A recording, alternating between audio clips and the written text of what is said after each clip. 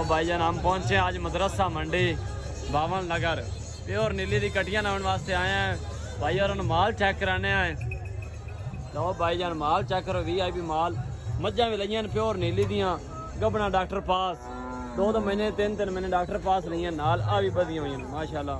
माल check करो breeder भी pure नीली दा कट्टा माशाल्लाह जी चेक करो अनमोल तोहफा अनमोल तोहफा मंडी मदरसा बहावा नगर मंडी खले ऐसी जी जी भाई साहब माशाल्लाह कट्टा चेक करो ये ब्रीडर लिया 4.5 लाख दा। लो जी माशाल्लाह कट्टा प्योर नीली दा मुश्की कट्टा।